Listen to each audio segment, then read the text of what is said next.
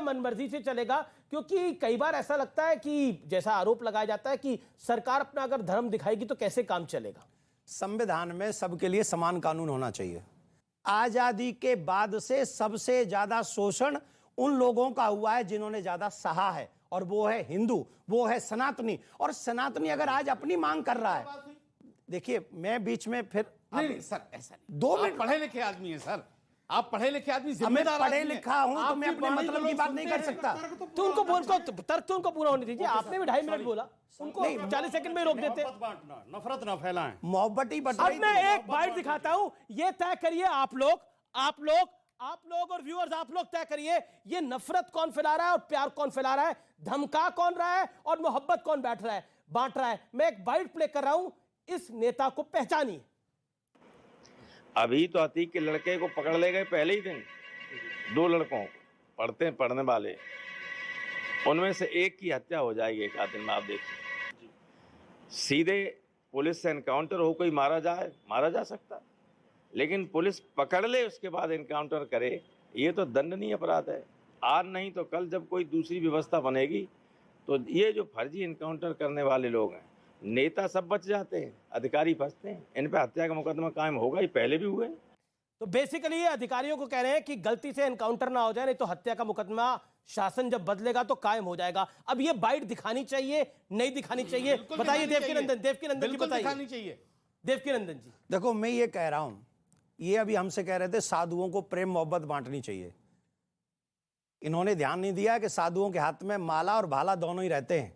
जब तक कोई प्यार की भाषा समझता है हम लोग समझाएं, और हमेशा जब हम कथा प्रारंभ करते हैं, विश्व शांति की चर्चा करते हैं, और ये हमारा सनातन धर्म है, सर्वे भवन्तु सुखिनः, हम सबसे प्यार की बात करते हैं। लेकिन जब हमको ये दिखने लगे कि हमारे आने वाली पीढ़ी खतरे में है, हमारे आने वाले पीढ़ी के लिए प्रॉब्लम क्रिएट होने वाली है सामने, तो फिर भी अगर साधु चुप बैठा रहे और साधु समाज के लिए खड़ा ना हो, अपने देश के लिए खड़ा ना हो, सर भाला चला देगा साधु?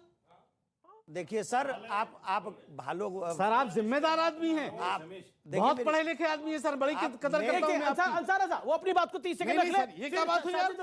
मैंने भाला चला देगा आदमी यार? मतलब संविधान और कानून की कोई वैल्यू नहीं, संविधान और कानून की कोई वैल्यू नहीं। एक सेकंड, आप अपनी। मैंने कहा एक हाथ में भाला भी रखते थे और एक हाथ में माला भी रखते थे, मैंने ये बात कही है, ठीक है?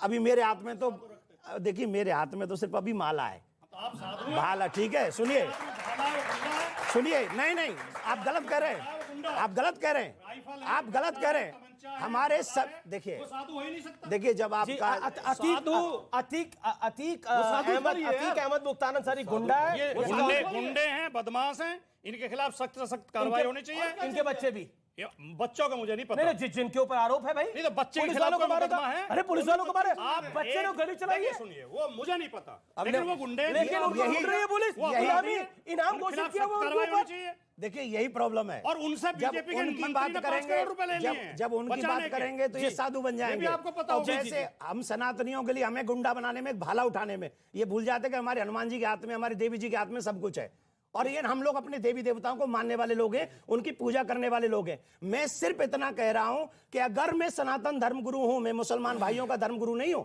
उनके धर्मगुरु ये हैं, ये उनकी बात करेंगे, मैं अपने लोगों की चर्चा करूंगा, और मुझे मेरे बच्चों को बचाने का पूरा राइट है। मैं वो बात कहूंगा जिससे मेरा वंश, मेरा आने वाली पीढ़ी और मेरी संस्कृति बची रहे, और उसके लिए बहुत जरूरी रामायण का पाठ, और ये योगी जी ने बहुत बड़ा काम किया। मैं उनको तहे दिल से आशीर्वाद देता हूं, भगवान से प्रार्थना करता हूं कि बहुत समय तक मुख्यमंत्री रहे और ऐसे रामायण का पाठ हमारे उत्तर प्रदेश में कराते रहे।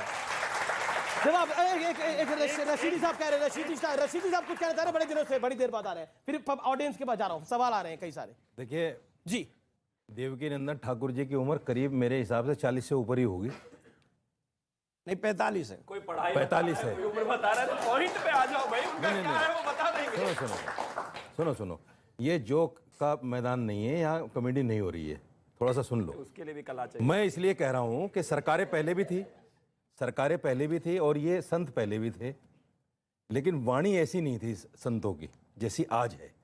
ये सोचने की बात है। और ये क्यों है? और ये क्यों?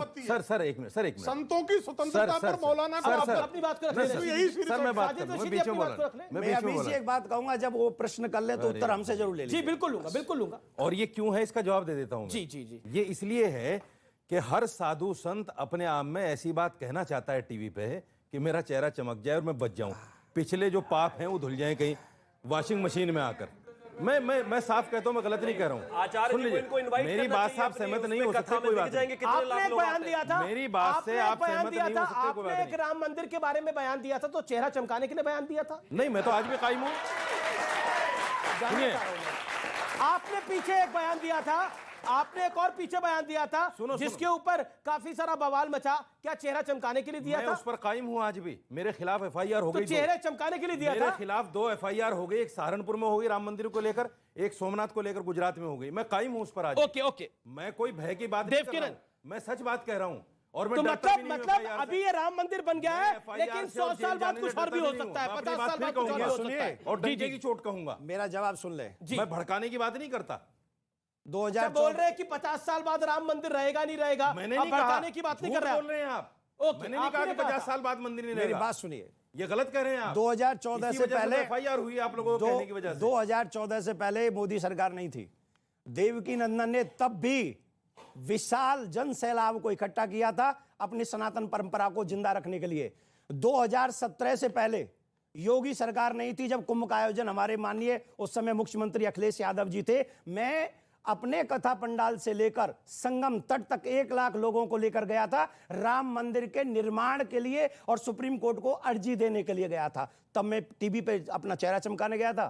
तब तो योगी सरकार नहीं थी, तब तो मोदी सरकार नहीं थी। रही बात चेहरा चमकाने की, भगवान ने मेरा चेहरा इतना चमका रखा है कि आप जैसों को 100 जन्म लग जाएंगे उन चेहरा चमकाने में। मेरी आयु सुनिए जी जी जी। क्योंकि डायरेक्ट अटैक मत करिए ना डायरेक्ट मुझे। नहीं कर रहा हूं। सुनिए मैं ना, आपकी बात थोड़ी कर रहा हूं मेरी बात यार। सुनिए सर। अरे आपकी अरे बात थोड़ी कर रहा हूं। मेरी मैं तो बात- सारे साथ 5 साल के बाद चमक रहे हो आप। मैं 5 साल से पहले कौन साधु था सामने, बताओ एक का नाम बताओ। मतलब आप कह रहे हैं कि आसाराम मोदी बापू योगी था, के वो आने जेल के में है। बाद, राम एक सेकंड रहीम था, वो जेल में है। आप कह रहे हैं मोदी योगी आने के बाद साधु संत अब बोलने लगे हैं। सर आपने जैसे कहा कि वाणी, जैसे कि आपकी वाणी साधुओं की वाणी ये नहीं होनी चाहिए और साधु को हक नहीं है भाला रखने का, तो सर क्या हम कब तक पालघर जैसे हत्याकांडों को देखते रहेंगे जहां एक साधु मरमरता बिल्कुल इस तरीके से मार दिया जाता है, उसकी हत्या हो जाती है? तो सर आप भी अगर सेल्फ डिफेंस सीखेंगे तो भाला या बंदूक आपको भी चलानी पड़ेगी। जी। किसी मुसलमान को देखा आपने भाला रखे हुए या चाकू रखे हुए? हम भी सेल्फ डिफेंस करते हैं। रखा है किसी को? ये देश का संविधान जी, जिसकी इजाजत देता है वो सर तन से रखे। जुदा भाले तो की फूंक इजाजत मार के नहीं किया है। था। भाले सर की तन से इजाजत जुदा नहीं जो है ये फूंक मार के करते हैं, हथियार थोड़ा रखते हैं। जी जी। अगला सवाल बोलिए, इस तरफ से लेते क्या सवाल है? खड़ो सर होकर सर मेरा सवाल उन सर से है। भाटी जी। उन्होंने जी उन्होंने अभी कहा कि जो संत जो हैं, जो अपना शस्त्र को साथ में रखते हैं, जो त्रिशूल रखते हैं, भाला रखते हैं, वो गुंडे हैं। तो जो पांडवों और कौरवों को, जो परशुराम जी का नाम लो साथ में। जो परशुराम जी थे जिन्होंने क्षत्रिय कुल का नाश कर दिया, जो द्रोणाचार्य जी थे जिन्होंने पांडवों और कौरवों को एक तरीके से शिक्षा दी, वो सब गुंडे थे आपकी नजर में? नहीं एक तो आपने मेरे शब्दों में फेर कर दिया। नहीं कर दिया आपने। त्रिशूल का तो नाम ही नहीं आया था। अरे त्रिशूल का तो नाम ही नहीं आया था, फरसा। न फरसे का आया। अरे भाला और फरसा सब शस्त्र मैं ही आप हैं। जवाब दे रहा हूं आपकी बात का। त्रिशूल एक धार्मिक चिन्ह है, फरसा भी धार्मिक चिन्ह है। सिख लोग हमारे कृपाण रखते हैं। मैंने ऐसा नहीं कहा जैसा आप पेश कर रहे हो। वो दूसरे लहजे में कह रहे थे कि एक हाथ में माला रखते हैं, एक हाथ में भाला रखते हैं, यानी कि प्यार से भी बात करते हैं, लेकिन मारने की जरूरत पड़ेगी तो मारेंगे भी। मैंने केवल ये कहा, सुनो मेरी बात, साधु और असाधु की पहचान उसकी वाणी, उसका कर्म, उसके आचरण, उसके चरित्र से ही होती है। व्यवस्था टाइम वेस्ट से नहीं होती। नहीं वेस्ट से नहीं होती। अब आप बीच में बोल रहे हैं, समय और अब आप बीच में बोल रहे हैं। देखिए कई बार चोर भी पुलिस की वर्दी पहन के आ जाते हैं चोरी करने, तो उनके कर्म से होती है। मूंड मुड़ाए हर मिले तो हर कोई ले मुड़ाए, बार बार के मूंडने भेड़ ना बैक उठ जाए। जो व्यक्ति हिंसा की बात करता हो, नफरत की बात करता हो, उसे मैं साधु मानने को तैयार नहीं हूं। कोई बुरा मानता हो मान जाए। गुड। कितनी बार साधु वो है जो कबीरदास क्या करते थे, अच्छा, कपड़ा बुनते थे। जी जी जी जी। देखिए साधुओं पर ये बहस नहीं है, चर्चा नहीं है। नहीं, इसमें उन्होंने- बच्चे ने जो सवाल पूछा जवाब वो मैं दिया। बताता हूं। अब आगे, अब आपसे तो बड़े साधु हैं हम, काहे के साधु? आपसे बड़े साधु काहे हैं। साधु हैं? अच्छा काम काय करते के हैं, साधु हैं? अच्छा कौन कार्य सा करते हैं, बलात्कार मेहनत करते का हैं? खाते हैं, गायत्री प्रजापति चोरी ने बलात्कार चकारी ही नहीं करते फैलते हैं, हैं। आपकी तरह नफरत नहीं फैलाते, आप नफरत लोगों को फैलाते हैं। लड़ाते नहीं हैं, मुजफ्फरनगर कांड कब हुआ चोरी भाई? नहीं करते हैं। इनके कार्यकाल में हुआ। मैंने किया था, सुप्रीम मैं कोर्ट था। ने ये कहा। पर आपकी पार्टी थी, आपकी सरकार थी मुजफ्फरनगर दंगों में। क्या हुआ था? मुजफ्फरनगर दंगों में क्या हुआ था? इस तरह मुजफ्फरनगर दंगों में क्या हुआ था? ऐसे लीपापोती मत करो, गलत कह लीपापोती रहे नहीं हैं। करा, आपको बड़ा लीपापोती दया है। जो व्यक्ति आप जिसका अपनी आचरण आप अच्छा अपनी पार्टी को रिप्रेजेंट कर रहे हैं। एक सेकंड, आप अपनी पार्टी को रिप्रेजेंट कर रहे हैं। अभी भी जब अतीक और मुख्तार क्या बुलडोजर चलता है तो आपकी पार्टी के नेता आगे आके बोलते हैं मुसलमानों पर एक तरफा कार्रवाई हो रही है। 10 बार सुनो, अतीक और मुख्तार के हम कतई हमारे मन में सहानुभूति नहीं है। कमाल है, बयान देते हैं आपके लोग। नहीं, रामगोपाल तो जी ने पार्टी ये से नहीं बाहर कहा। निकालो। नहीं कहा आपने, उनका बेटा जबरदस्ती गोली मत चला करो। रहा है इस और उनके तरह बेटे को जबरदस्ती मासूम मत कर रहे हैं वो। करो। राम दूसरी बात, समर्थन कर रहे हैं। देखिए सुनिए, इन लोगों को यही तो पीड़ा है कि ये मुख्तार का और अतीक का समर्थन क्यों नहीं कर रहे, ये योगी जी की घोषणा का विरोध क्यों नहीं कर रहे। अरे हम क्यों करें। सांसद शफीकुर रहमान बर्क, समाजवादी पार्टी के वरिष्ठ नेता, वो कहते हैं बुलडोजर की कार्रवाई जुल्म है, योगी सरकार मुसलमानों को निशाना बनाकर जुल्म कर रही है। ये नफरत कौन फैला रहा है? दोनों बातें सही हैं। कैसे? दोनों कैसे? बातें सही हैं। देखिए कैसे? सुनिए, विकास दुबे कौन था जिसका चुन बुलडोजर कर- चला, जिसका एनकाउंटर हुआ? कौन था विकास दुबे? सवाल के हिंदू था, जवाब- मुसलमान था? जवाब दीजिए। जवाब तो सुन लो। नफरत कौन फैला रहा है? बुलडोजर की कार्रवाई जुल्म है और चुन चुन के बुलडोजर चलाया जा रहा है, दोनों बातें सही हैं।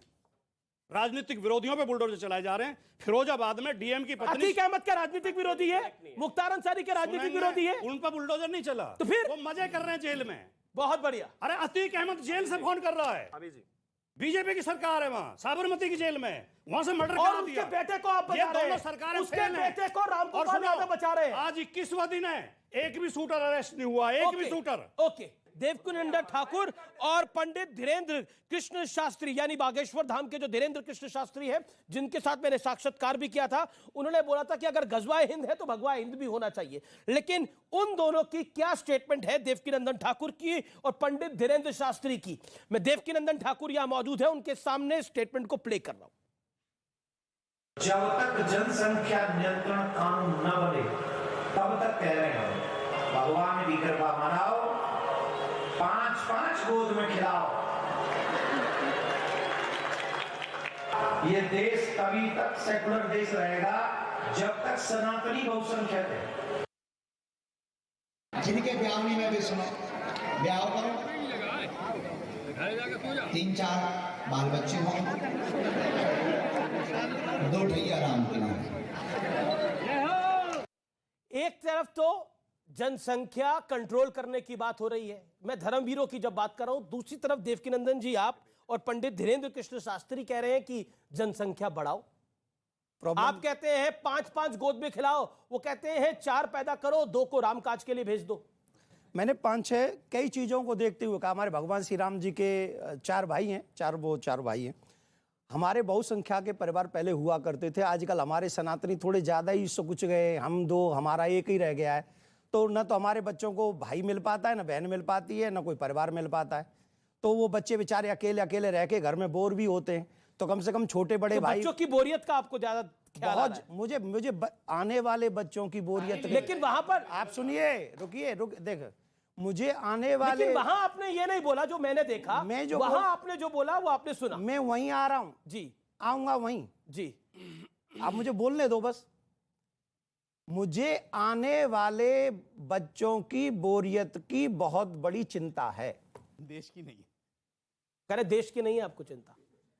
बच्चे ही देश हैं, आने वाले बच्चे ही हमारा देश भविष्य तय करेंगे, ये शायद भूल रहे हैं। आपको मैं बता दूं, जब तक, मैंने एक बात कही कि जब तक सनातनी बहुसंख्या में रहेंगे ये देश सेकुलर रहेगा। लेकिन जिस देश में, जिस दिन हम लोग बहुसंख्या में नहीं रहे, उस दिन ये देश सेकुलर भी नहीं रहेगा। ये बात आप भी जानते हैं, ये बात ये भी जानते हैं लाल जैकेट वाले, ये बात वो भी जानते हैं जो कुर्सी पे बैठे हैं, ये बात वो भी जानते हैं जो कुर्सी पे आज नहीं है, सब जानते हैं। लेकिन मौन रहेंगे किसकी खातिर? वोट की खातिर। लेकिन मुझे किसी का वोट तो चाहिए नहीं, मुझे मेरा देश चाहिए, मुझे मेरी आने वाली पीढ़ी सुरक्षित चाहिए। इसके लिए मैं चाहता हूं कि अभी तक, कब तक, लेकिन आप प्रधानमंत्री कहते हैं जनसंख्या घटाओ, आप कह रहे जनसंख्या बढ़ाओ। तो अगर जनसंख्या घटाओ तो हमारे जनसंख्या नियंत्रण कानून लाओ। हम तो ये कह रहे हैं जी, कि जनसंख्या नियंत्रण कानून लाओ। आप इनके दोनों के समर्थक हैं। अच्छा, फिर अच्छा, बात ठीक है। वही आप confusion धीरेन्द्र की आ गई। शास्त्री जी के भी और इनके भी समर्थक सर, हैं। फिर आपके बात कितने वही- बच्चे हैं मैं आपसे पूछना चाहता हूँ अमीश जी। ऑन एयर ईमानदारी से बताओ। नहीं, मेरा तो एक ही बच्चा है। एक ही है नहीं, ये लेट है ना। पढ़े लिखा आदमी कोई ज्यादा बच्चे पैदा नहीं नहीं करेगा। नहीं, गुरुओं पढ़ा का लिखा काम है लोगों को सही जो राह दिखाना। पढ़ा लिखा और आचार्य जी अपनी समझदार तरफ से आदमी बात होगा। बता रहे हैं, अमीश जी अपनी तरफ से और सुनो, नौजवान बैठे हैं, ये भविष्य है देश का। कौम विशेष को ये इस नासमझ कह देश रहे हैं। की इस कौम देश की विशेष को सबसे बड़ी नासमझ कह समस्या रहे जो हैं। है, लेकिन- इस देश की सबसे लेकिन- बड़ी लेकिन- समस्या लेकिन- बढ़ता हुआ प्रदूषण और बढ़ती हुई आबादी। और कोई भी लेकिन जो इन्हें एक बढ़ाने की सेकंड, बात आ करता जाएगा, अच्छा, वो मैं- होना नहीं मेरे है। को कोई खुशी बढ़ाने होती की बात ये सवाल मुझे खुशी होती जो भाटी साहब ने मुझसे पूछी कि आपके कितने बच्चे हैं, मुझे खुशी होती जब शफीकुर रहमान बर्क और एसटी हसन ये कहते हैं कि जनसंख्या बढ़ाओ, तब भी आप ये बात बोलते तो मुझे खुशी होती। लेकिन वहां चुप है, यहाँ देवकीनंदन ठाकुर धीरेन्द्र शास्त्री पे मैं बोल बोलेंगे देता हूं। तो फिर सीधी अगर बात कोई होगी, मौलाना, सीधी अगर बात कोई होगी मौलाना, कि मौलवी, आप दो मैं नाव बोल पे तो सवार रहा हैं। जी जी। आप जो कह रहे हैं मैं बोल रहा हूँ। भाटी जी, साहब, एक कोई मिनट। मौलाना जनसंख्या बढ़ाने की बात करता अच्छा, है, वो भी शफीकुर गलत है। रहमान बर्क मौलाना नहीं है क्या? बढ़ाना चाहिए। शफीकुर रहमान बर्क और एसटी हसन देखिए, मौलाना है क्या? कुछ सांसद है समाजवादी पार्टी के। कट्टर हिंदू कट्टर मुसलमान हैं तो आप दोनों कट्टर तरफ, मुसलमानों को टिकट को देते हैं फिर? लेकिन ज्यादा तादाद आप में कट्टर इंसान हैं मुसलमान- दोनों तरफ।